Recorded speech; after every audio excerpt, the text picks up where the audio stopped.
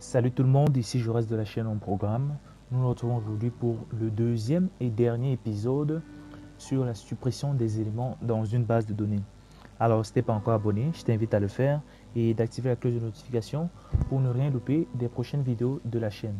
Donc, dans l'épisode précédent, nous avons mis en place ce système de JBoss qui, lorsque l'on sélectionne en fait des publications, elle prend en charge, elle prend sur elle d'insérer l'ID de chaque publication dans une liste. Donc, dans cet épisode, nous allons maintenant effectuer le post de ces ID sur le serveur. Donc, sans toutefois tarder, allons d'abord créer dans notre API la méthode qui va nous permettre d'effectuer cela. Donc, je copie, update tout simplement. Je colle. Maintenant, ce que nous allons poster, c'est une liste bien évidemment de data. Donc là, je mets delete post. Et bien évidemment, je crée un nouveau fichier PHP delete post.php. Dans ce fichier, on va mettre notre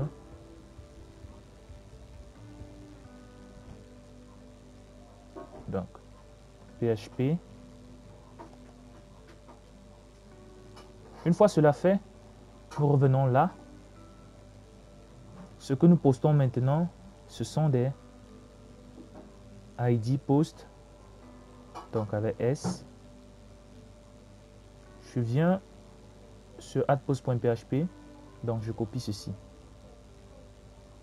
CTRL-C, je reviens sur delete post, je colle tout simplement là. Donc maintenant nous récupérons IDP. Donc on va dire IDP tout simplement pour ne pas se compliquer la vie. Et je colle ceci. Donc c'est maintenant ID post que nous récupérons. Après avoir récupéré cela, bien évidemment, essayons de faire un print R2 $id IDP pour voir ce que nous avons récupéré. Nous revenons sur API.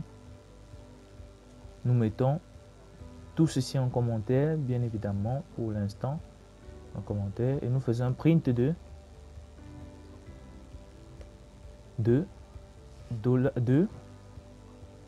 response.body. Voilà. Et après cela, prenons la peine maintenant de changer l'adresse. Donc là, j'ai déjà mis l'adresse de delete qui pointe sur deletepost.php. Donc, on vient là, on met delete. Donc, une fois notre fichier créé, allons bien évidemment uploader ce dernier. Delete post.php, upload.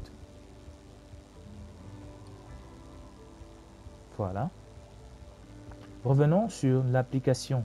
Donc, pour effectuer un test, bien évidemment, nous allons mettre cela dans notre bouton de delete. Donc, dans le delete page, nous mettons une fonction asynchrone. Et ici, nous faisons await de API.deletePost. Et nous passons en paramètre l'ID post.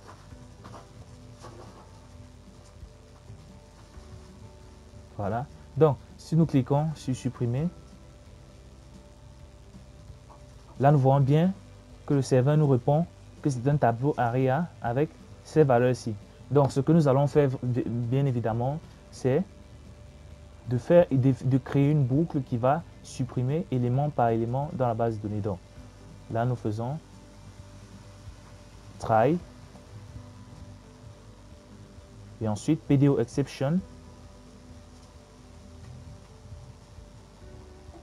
Donc, PDO exception. Et là, nous mettons une boucle for qui va récupérer nos éléments. Donc, for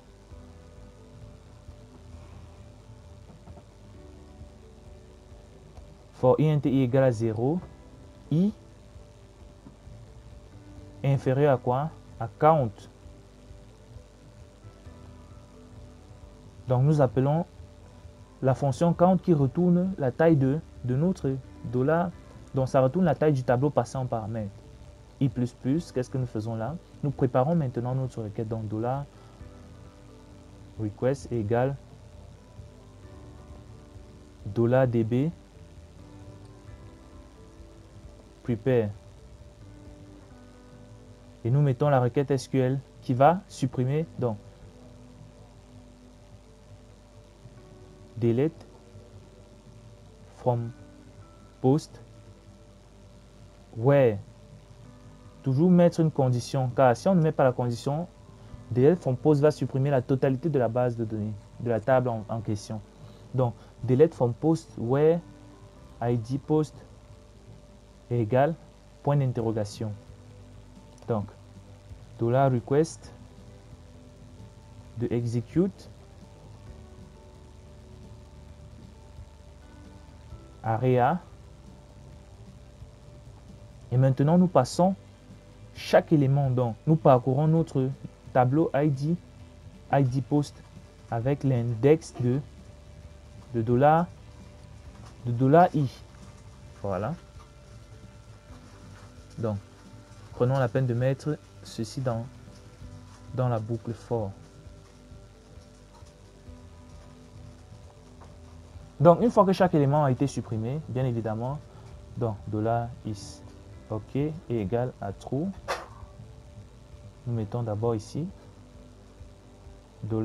$is OK est égal false initialement. Donc nous effaçons ceci. $is OK égal à false. Et là, nous faisons is OK égal à true. Donc $msg suppression OK. Dans le cas contraire, donc s'il y a une exception qui est levée,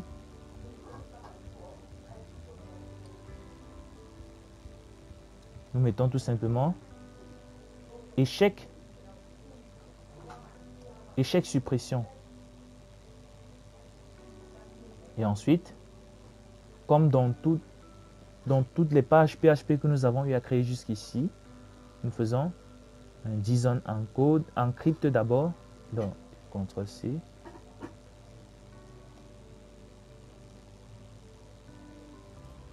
JSON encode 2. Nous mettons notre tableau, nous passons $is OK et $msg. Donc, une fois cela fait, CTRL-A, CTRL-C, allons mettre à jour notre fichier dans la base de données. Donc, delete, CTRL-A, CTRL-V. Donc, notre fichier est à jour dans la base de données. Save. Donc, revenons sur l'application. Sur delete patch, qu'est-ce que nous allons faire? Donc, pour effectuer d'abord une suppression, il faudra vérifier, bien évidemment, que la liste que les éléments sont bien sélectionnés. Donc, if id post. Donc, nous vérifions que il y a bien des éléments à supprimer et est supérieur à 0. Là, maintenant, nous mettons un show dialogue. Déjà, car nous ne pouvons supprimer directement, nous devons laisser un dernier choix à l'utilisateur. Donc, show dialogue, contexte. Maintenant, qu'est-ce que nous construisons? Build.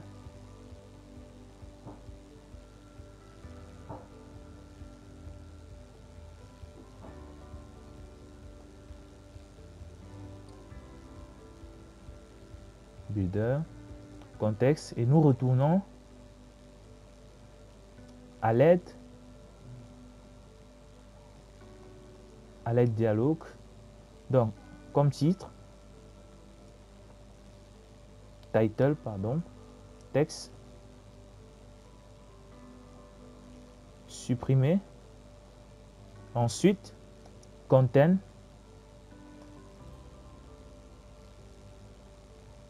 texte. Et là, dans le texte, on dit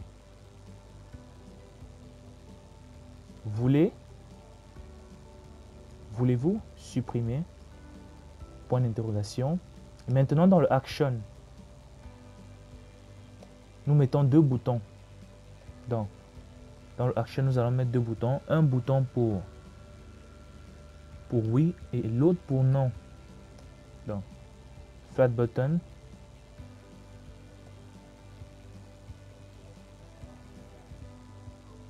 Shield. Texte. Donc, oui. Nous faisons une copie. Et non. Donc, déjà, si nous cliquons, là, voulez-vous supprimer? Oui, non. Donc, si on ne veut pas supprimer, nous faisons tout simplement un navigator.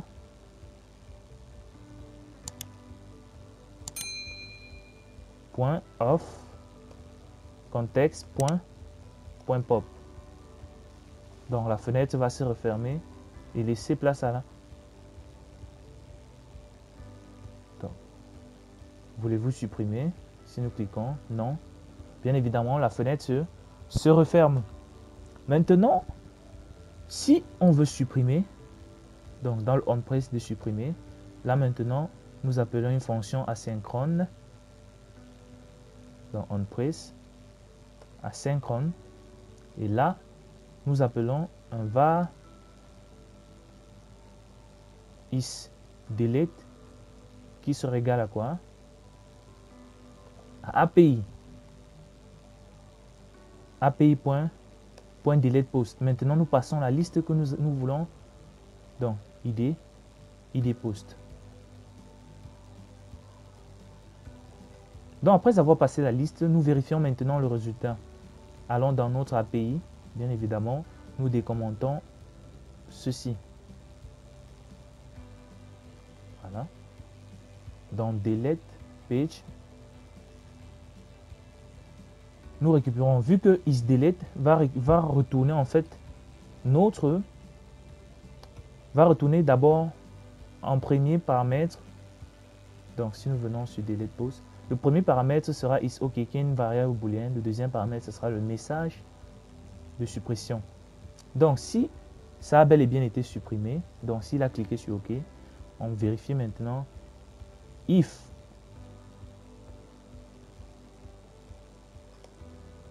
is delete d'abord. Donc on vérifie qu'il n'est pas différent de nul. Si ce n'est pas différent de nul, qu'est-ce que l'on fait? On vérifie maintenant is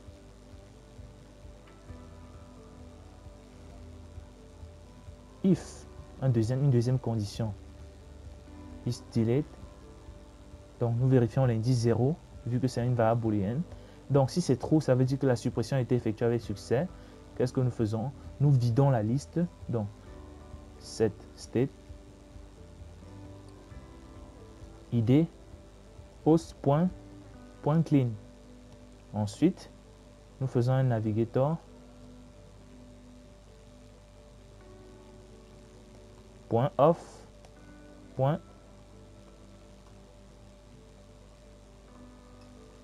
.pop. Voilà. CTRL-C. CTRL-V. Et dès que nous avons supprimé, bien évidemment, nous mettons à jour, nous faisons get user post. Un petit détail à modifier, le isOK à ce niveau, lui, il doit se trouver là. Car si la liste est vide, notre circular progress doit tourner sans toutefois s'arrêter. Donc, set state, nous collons isOK à ce niveau. Donc, je crois que nous avons fait le tour. Procédons maintenant aux différents tests. Donc, nous retournons. Nous venons sur modifier. Donc, supprimer, pardon. Nous cochons les zinzins de l'espace. Et nous cliquons sur supprimer. Donc, voulez-vous? Oui. Donc, allons voir ce qui ne tourne pas rond.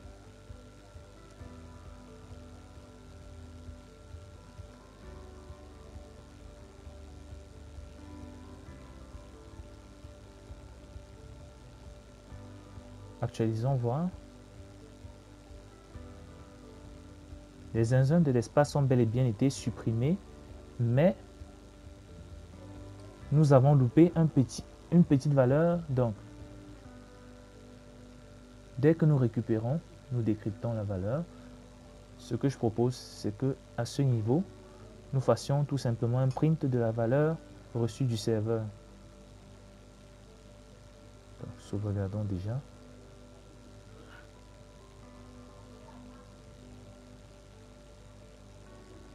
Nous faisons un print de résultat.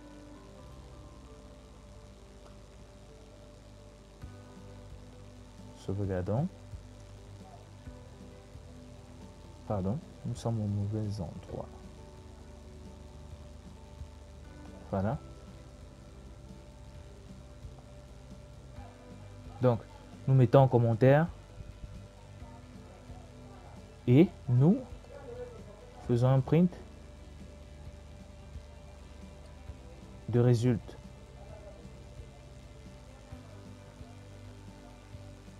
Et à ce niveau, sur Delete Page, nous mettons en commentaire cette partie pour ne pas avoir de problème.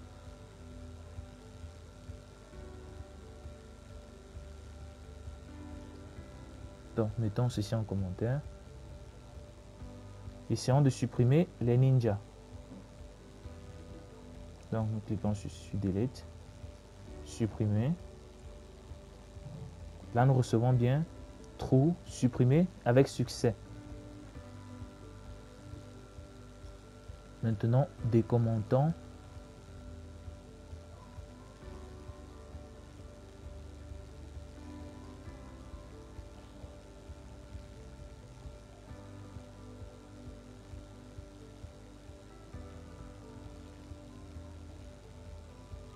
Donc,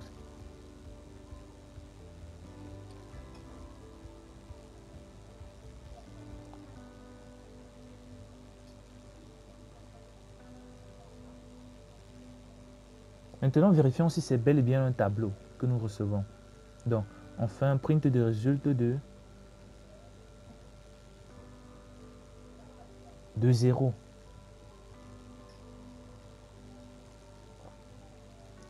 Allons, affichons maintenant un nouvel élément. Donc, supprimons un nouvel, donc actualisons, bien évidemment.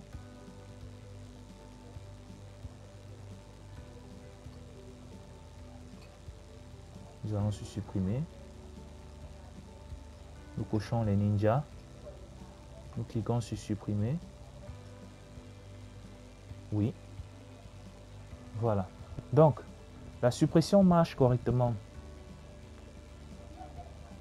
Nous décommentons là.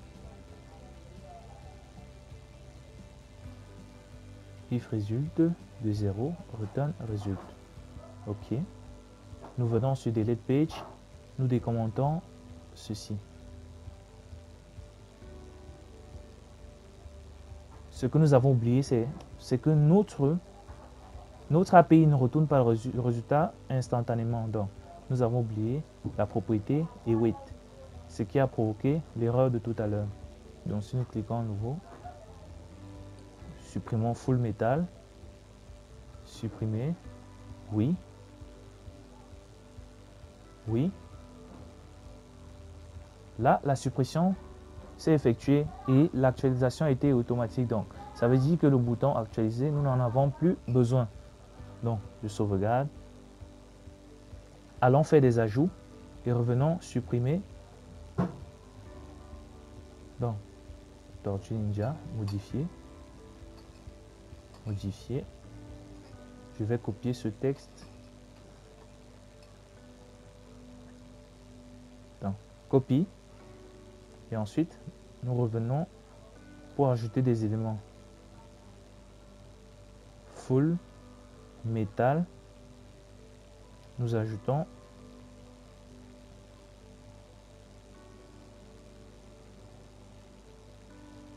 actualisons là. Ajouter. Bleach. Nous collons. Publier. Donc, ajoutons un dernier élément. Les tortues ninja. Et nous collons. Publions. Actualisons. Donc, nous avons au total 4 éléments dans notre base de données. Donc, si nous allons sur supprimer, là, voilà bien évidemment nos 4 éléments. Nous sélectionnons parmi ceux-là 3 éléments à supprimer. Donc, je clique sur Delete. Voulez-vous supprimer? Oui. Là, nous voyons que la suppression a marché correctement. Donc, nous sommes arrivés au terme de notre vidéo. N'hésitez pas à poser des questions si vous en avez dans les commentaires. Abonnez-vous et activez la cloche de notification pour ne rien louper des prochaines vidéos de la chaîne en programme.